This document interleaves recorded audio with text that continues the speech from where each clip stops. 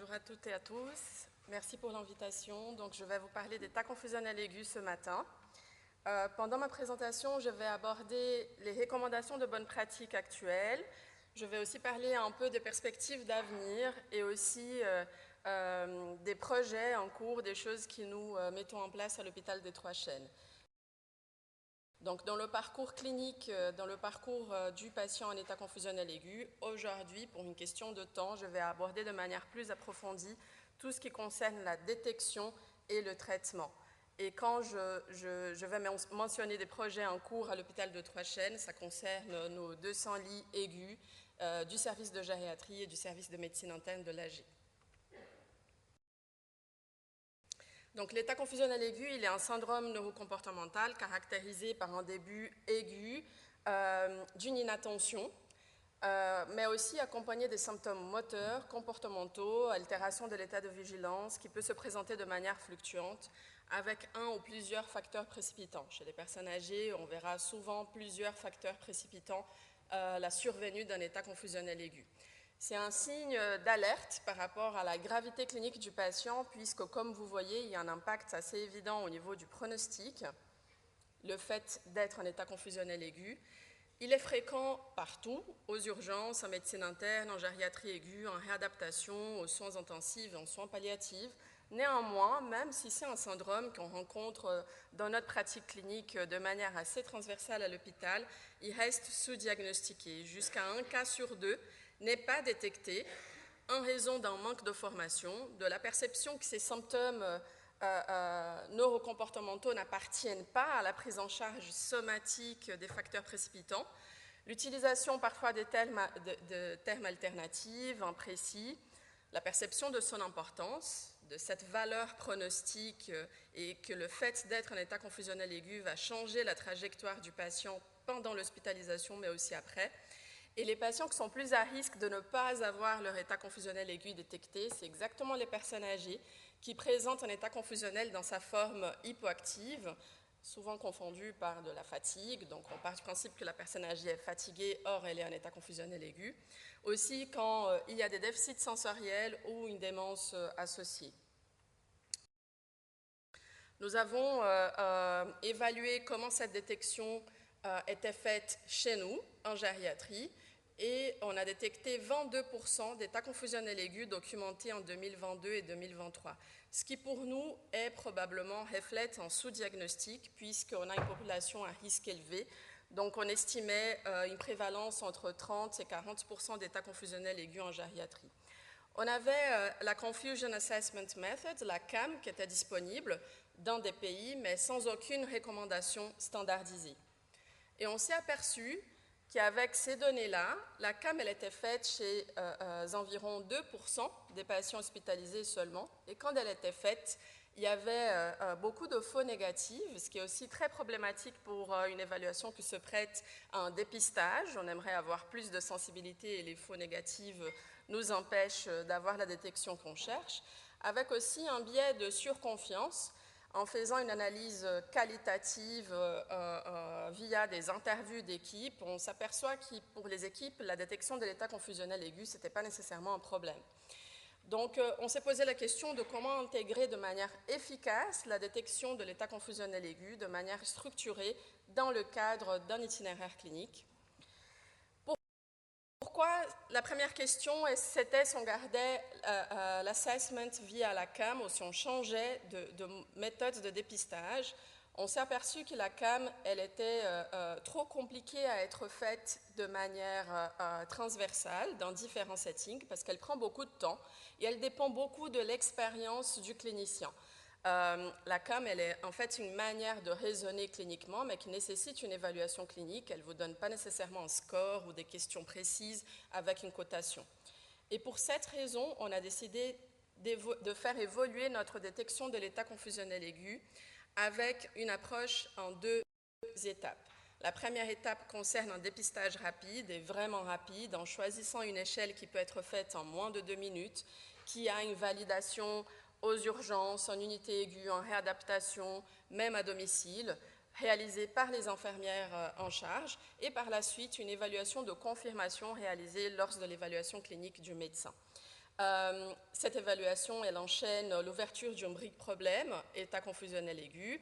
Et là, le dépistage par l'échelle et la confirmation par l'évaluation médicale deviennent les deux points d'ancrage de la détection de l'état confusionnel aigu chez nous. On n'a pas inventé cette approche en deux étapes, c'est une approche qui est utilisée dans différents hôpitaux et une approche assez recommandée par les bonnes pratiques actuelles. Donc la 4AT, pourquoi on l'a choisie? C'est une échelle, comme je vous ai dit, qui est rapide, facile à utiliser, qui a été validée à peu près dans différents settings, notamment en milieu hospitalier, et qui est très simple. Donc elle est structurée autour de 4 questions, l'évaluation de l'état de conscience, et vous voyez qu'il y a une cotation. Donc l'échelle au final, elle peut varier de 0 à 12 points. Si le score est supérieur ou égal à 4, on part du principe qu'il y a un état confusionnel aigu possible. Ensuite, on a 2 items qui concernent des questions cognitives, donc 4 questions concernant l'orientation. Un test attentionnel unique et universel pour tous les patients, qui sait plutôt dire quels sont les mois avant décembre, avec une cotation aussi très objective et spécifique. Et par la suite, la dernière question, s'il y a un changement aigu, une évolution fluctuante. Ce qui est important à dire, à souligner, c'est que même en absence d'hétéroanamnèse, même le patient qui arrive tout seul, qui se présente seul aux urgences, c'est possible, il y a une manière de la coter par rapport à toutes ces questions-là. Donc on arrive toujours à un score possible de cette échelle pour le patient qui vient accompagné, pour le patient qui se présente seul. Et voilà, elle a une excellente sensibilité, donc elle se prête très bien à notre objectif de dépistage, raison pour laquelle on a décidé de l'implémenter dans ces 2 approches, donc l'approche de dépistage réalisée par les infirmières et l'approche de confirmation réalisée lors de l'évaluation médicale. Donc comment on l'a mis en place? On a structuré de fenêtres temporelles précises pour réaliser le dépistage de l'état confusionnel aigu, ce qui est aussi une recommandation de bonne pratique concernant ce besoin de structure.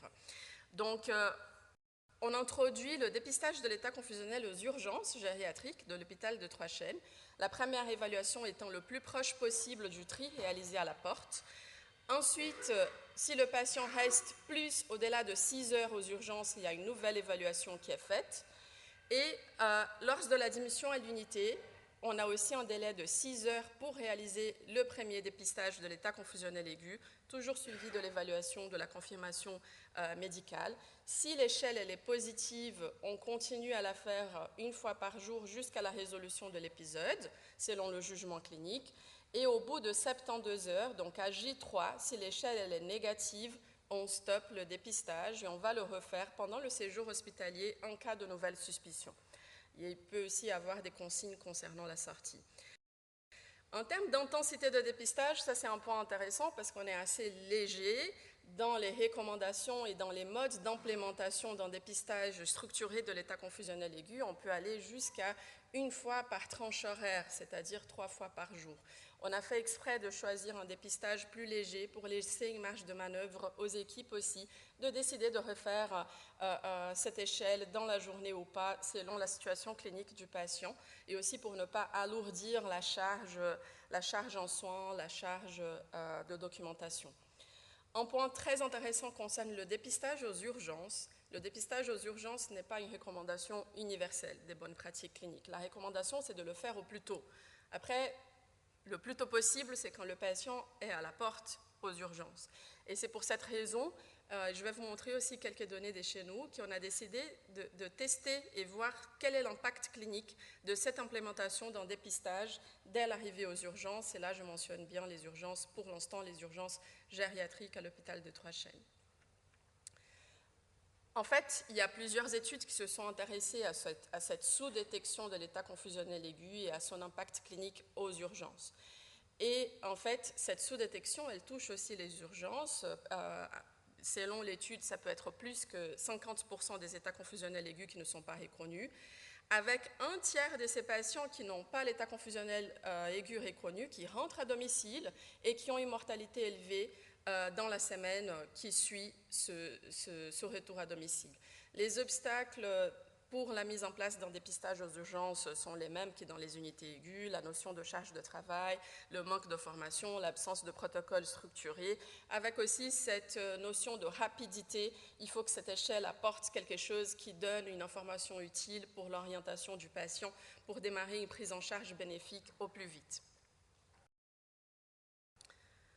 On a fait une évaluation concernant le tri des personnes âgées hospitalisées en unité aiguë aux Trois Chênes, donc plus de 8000 patients en 2022 et 2023. Et vous voyez ici l'échelle de tri suisse avec ses 4 niveaux chez le total des personnes admises dans nos lits aigus en gériatrie, celles avec un état confusionnel aigu qui a été diagnostiqué et celles sans état confusionnel aigu. Il y a une petite différence de proportion qui est quand même significative, donc on a un peu plus de patients triés urgence 1 ou 2 dans le groupe état confusionnel aigu. Néanmoins, l'observation la plus intéressante de ce graphique, c'est quand même de voir qu'il y a toujours 40% des patients âgés qui reçoivent un diagnostic d'état confusionnel aigu et qui sont hospitalisés, qui ont été triés comme un degré 3 ou 4. C'est un résultat qui nous interpelle parce que ça nous génère des hypothèses par rapport au retard diagnostique, par rapport au retard de prise en charge et comment un retard éventuel peut impacter la trajectoire clinique du patient. Aussi, pour se demander si cette information depuis l'arrivée du patient elle a une pertinence clinique, on a évalué les courbes de survie en fonction du tri à la porte. Et c'est assez intéressant de voir que chez ceux sans état confusionnel aigu, on a un très joli gradient en fonction du tri, avec une survie diminuée chez ceux avec une urgence triée comme 1, suivi de l'urgence 2, après l'urgence 3 et 4 qui se mélangent un petit peu. Il y a vraiment très peu de patients dans le groupe urgence 4, comme vous avez vu dans la distribution d'avant. Ce qui est intéressant, c'est de voir que quand on regarde ces mêmes courbes de survie en fonction du tri chez ceux avec un état confusionnel aigu, ce gradient, il se perd quand même, les courbes se superposent pas mal, on voit pratiquement que l'urgence 1 et 2 sont totalement superposables, donc on a l'impression que le tri à la porte, il perd en puissance de discriminer l'urgence du patient quand il s'agit d'un état confusionnel aigu. Et ça, c'est entre autres les raisons qui motivent l'introduction, d'ailleurs depuis hier, du dépistage systématique de l'état confusionnel aigu à la porte des urgences gériatriques, suivi, comme je vous ai montré, de toute la boucle d'évaluation à l'étage, y compris aux soins intermédiaires. Je vous ai parlé de cette approche en 2 étapes, le dépistage et l'évaluation de confirmation, mais on est bien d'accord que ça reste une évaluation totalement clinique, ça dépend de l'expérience du clinicien. Et en fait, dans les approches nouvelles, dans les perspectives d'avenir, ce qu'on aimerait, c'est développer des modèles prédictifs plutôt automatisés qui arrivent aussi à nous donner une information en temps réel par rapport au risque du patient dès son arrivée de présenter un état confusionnel aigu, ce qui nous permet d'orienter la prise en charge assez rapidement par rapport à la décision de l'hospitaliser, par rapport à la décision de prise en charge pharmacologique et non pharmacologique et la démarche diagnostique qui va avec. Une autre voie très intéressante concerne le développement des biomarqueurs. Le délirium aujourd'hui, l'état confusionnel aigu, c'est un syndrome. Je vous ai parlé de la définition au tout début, mais on sait qu'il y a plusieurs sous-types. Et ce qu'on aimerait, c'est à partir de ces perspectives-là, pouvoir arriver à un syndrome état confusionnel aigu, mais avec différents sous-types qui nous aident à mieux caractériser la réponse à certaines prises en charge, et aussi le phénotype clinique, prédire le patient qui va s'agiter par rapport au patient qui va présenter un état plutôt hypoactif. Et c'est quelque chose qu'on n'arrive pas encore à faire aujourd'hui, mais c'est parmi les perspectives d'avenir qui touchent la recherche clinique, pour laquelle ces 2 points d'ancrage qu'on met en place maintenant vont être essentiels. On va parler de traitement maintenant. Le traitement en 2015, qu'est-ce qui a changé? 2025, qu'est-ce qui a changé?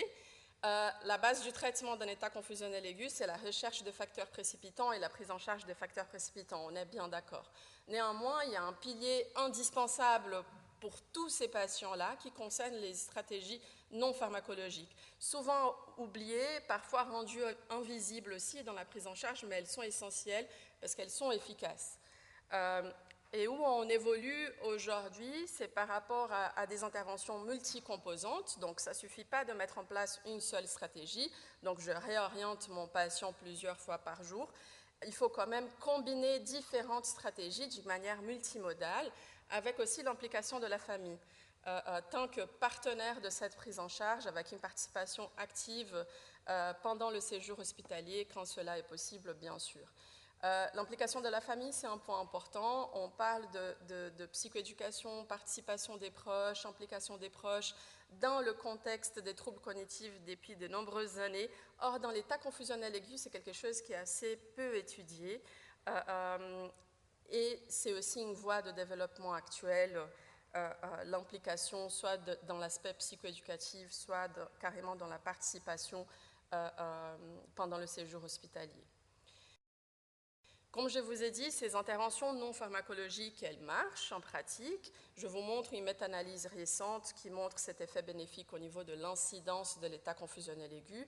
Donc ces interventions, elles sont à la fois des interventions qui aident dans la prévention de l'état confusionnel aigu à l'hôpital et qui aident aussi pour raccourcir la durée d'un épisode, diminuer sa sévérité, avec aussi quelques études qui ont montré des bénéfices secondaires vis-à-vis du risque de chute, par exemple, et d'autres outcomes. Cette information-là, elle n'est pas nouvelle, on la sait depuis la fin des années 90, avec les premières études à ce sujet qui ont été publiées. Depuis, il y a différentes interventions qui sont testées aux soins intensifs, en milieu aigu, voire même aux urgences, avec des résultats assez robustes. Par rapport à la prévention, par exemple, les interventions non pharmacologiques peuvent diminuer à 40% l'incidence d'état confusionnel aigu à l'hôpital, ce qui est un chiffre assez remarquable. Je vous invite à imaginer une approche préventive hospitalière qui diminue en 40% la prévention de quelque chose, donc on est quand même dans une efficacité qui est assez intéressante. Le souci, c'est que ça ne suffit pas d'être efficace. Il faut quand même savoir le mettre en place. Et l'implémentation, c'est un volet qui est assez important parce que c'est la réussite ou l'échec total de ce projet. Et ces interventions non pharmacologiques, elles sont plusieurs. Et un des enjeux majeurs, c'est comment les coordonner, comment les rendre visibles, le savoir le qui fait quoi. Et ça, c'est aussi un travail que nous sommes en train de finaliser dans le cadre de cet itinéraire clinique, qui est celui d'organiser, de répertorier et de mettre une structure dans la réalisation de ces interventions non pharmacologiques. Aujourd'hui, pour une question de temps, j'ai choisi de parler d'une de ces interventions, qui concerne l'identification et la réduction des médicaments inducteurs participant à l'état confusionnel aigu. Et là, dans le cadre de cette intervention-là, nous avons créé un projet collaboratif avec la pharmacie clinique et la pharmacologie clinique dans un concept d'un stewardship état confusionnel aigu, avec une requête journalière qui est générée de manière automatisée via l'outil PharmaCheck développé par nos collègues pharmaciens, pour tout patient identifié avec un état confusionnel aigu. Donc, on a établi une liste des médicaments, certains avec une dose limite, qui font ce trigger, cette alerte de risque de participer ou de perpétuer ou d'influencer l'état confusionnel aigu. Ensuite, cette requête automatisée, elle est évaluée par le pharmacien,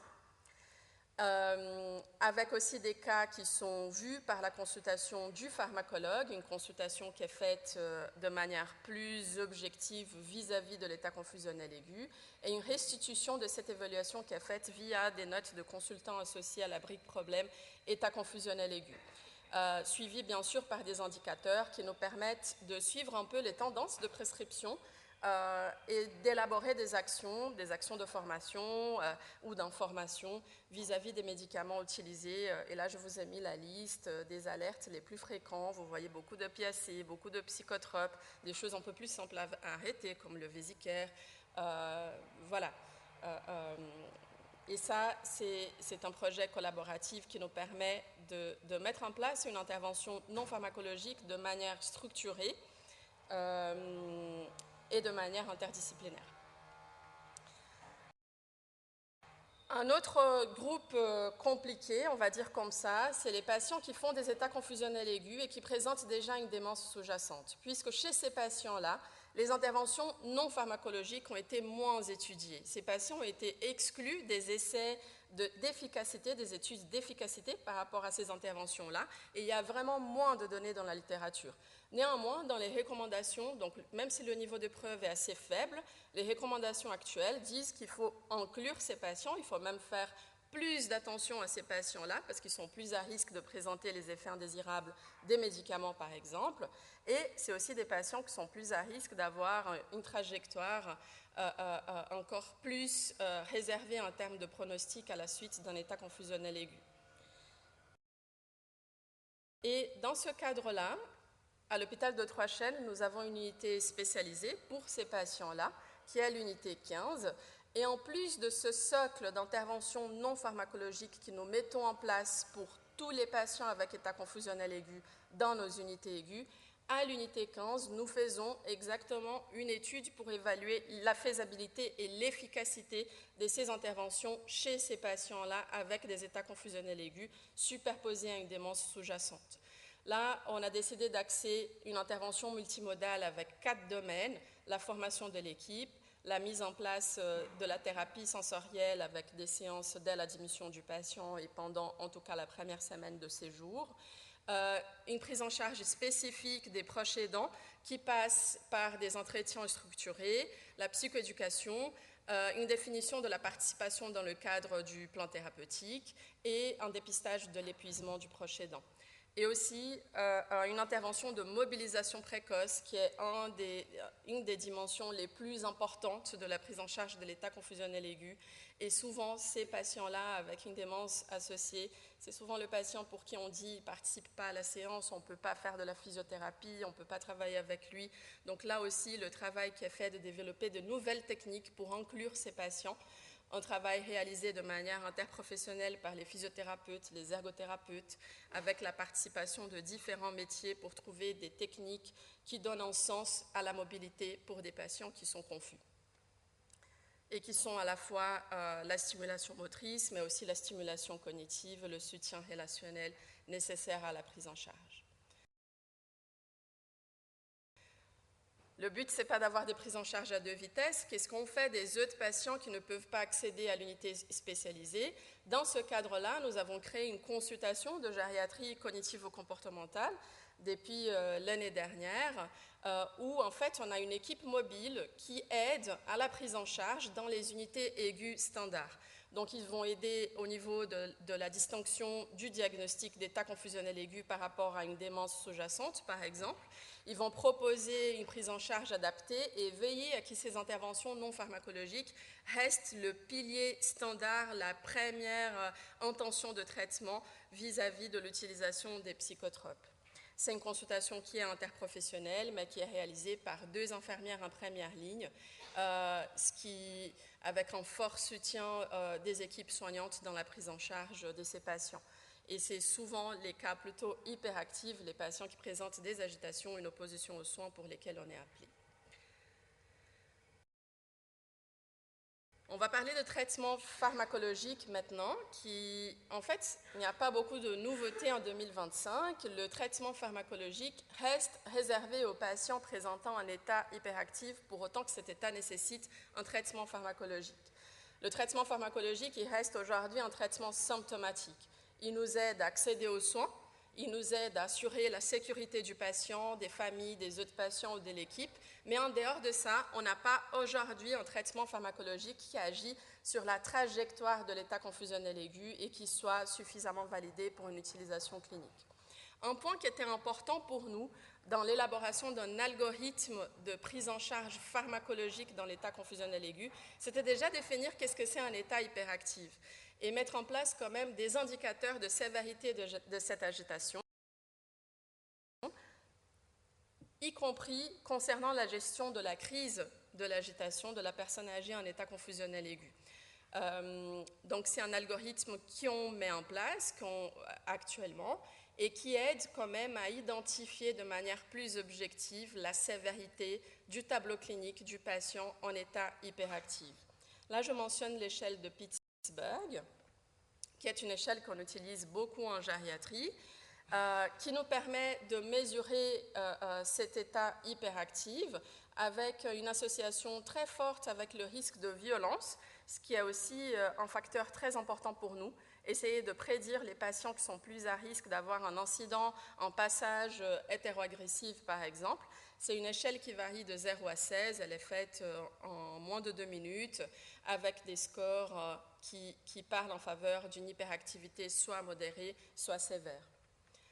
Nous avons évalué comment ces scores étaient distribués à l'admission parmi les patients hospitalisés en aigu, et on voit clairement que les scores sont plus élevés chez les patients présentant un état confusionnel aigu. Donc on voit aussi que les patients en état confusionnel aigu, c'est parmi eux qu'on a ce risque plus élevé d'agitation, d'une agitation sévère, d'un incident hétéroagressif, d'où l'importance de structurer la prise en charge pharmacologique. Dans cet algorithme pharmacologique, comme je vous ai dit, déjà, on rend objective l'évaluation de la sévérité de cette agitation. Ensuite, on prend en considération les situations de sévrage qui vont nécessiter, par exemple, un traitement par benzodiazépine en première ligne. Aussi les patients avec un parkinsonisme, notamment d'origine dégénérative ou alors un parkinsonisme suspecté, qui vont avoir une autre voie de traitement avec la quétiapine en première intention suivie de benzodiazépine, ou alors les autres patients qui ne sont pas en situation de sévrage ni avec un syndrome parkinsonien, qui vont avoir un traitement antipsychotique en première ligne. Ces différentes voies répondent aux critères, aux recommandations de bonne pratique actuelles et essayent en tout cas de créer une convergence par rapport à la plupart des cas que nous avons en gériatrie. Il y aura toujours des exceptions, des situations particulières, mais en tout cas, ça donne une ligne d'action, quelque chose qui jusqu'à présent, on n'avait pas à disposition de nos équipes. C'est jusqu'à 50% des patients qui ont un traitement antipsychotique qui va être prescrit. Donc là, je vous ai dit que c'est un traitement d'exception, il faut axer sur les interventions non pharmacologiques, mais le fait est que dans la vie réelle, c'est 1 sur 2 qui va recevoir un traitement psychotrope. Et pas que, parmi les patients qui vont avoir un traitement psychotrope, jusqu'à 30% de ces patients vont sortir de l'hôpital avec une prescription de psychotrope sans que ça soit vraiment très bien documenté, l'indication, pourquoi il a été mis en place, comment on l'arrête, doucement, d'un coup, au bout de combien de temps, sans aucune stratégie de déprescription qui est mise en évidence. Et c'est pour cette raison qu'on a mis en place des consignes très claires et très objectives par rapport à la prescription, avec nos petites doses gériatriques qu'on aime bien, les doses de départ, les doses de réserve, avec des doses maximales journalières. Mais on a aussi mis en place la durée de traitement, des recommandations concernant cette durée et le protocole d'arrêt, exactement pour ne pas laisser les collègues qui travaillent en ambulatoire, les médecins de famille, les prestataires de soins à domicile, dans une situation délicate d'avoir une prescription sans savoir ce qu'il faut faire par la suite.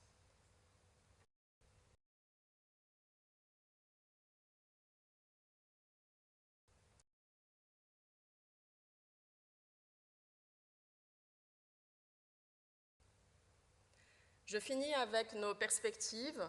Là, je vous ai parlé de l'implémentation de ces différentes actions dans le périmètre des unités de soins aigus aux 3 chaînes. Ce qu'on aimerait, voilà, cette implémentation, on aimerait qu'elle soit finalisée d'ici la fin de l'année. Depuis hier, on a mis en place l'étape de détection et dans les mois à venir, on a prévu une implémentation séquentielle de toutes ces différentes étapes entre l'évaluation, le traitement, la prévention et la préparation à la sortie.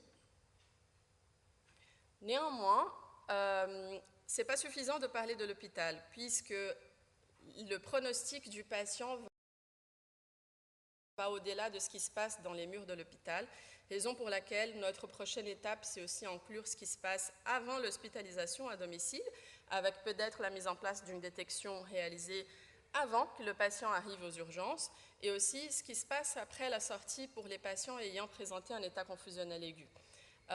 On a démarré en phase pilote une consultation de gériatrie cognitive qui vise exactement le suivi de cette trajectoire. Donc les patients qui ont présenté un état confusionnel aigu pendant l'hospitalisation, on les convoque à distance pour refaire l'évaluation gériatrique qui nous permet de refaire des recommandations concernant ce suivi à domicile et aussi pouvoir suivre les situations qui progressent vis-à-vis du risque de déclin cognitif, déclin fonctionnel, le risque de réhospitalisation précoce. Je finis ma présentation avec un merci à toutes les personnes impliquées dans ces différents projets que je vous ai présentés. Je pense que voilà, c'était assez court pour parler de différentes choses qui nous sommes en train de mettre en place, mais je reste à disposition pour répondre à vos questions et vos commentaires. Merci beaucoup.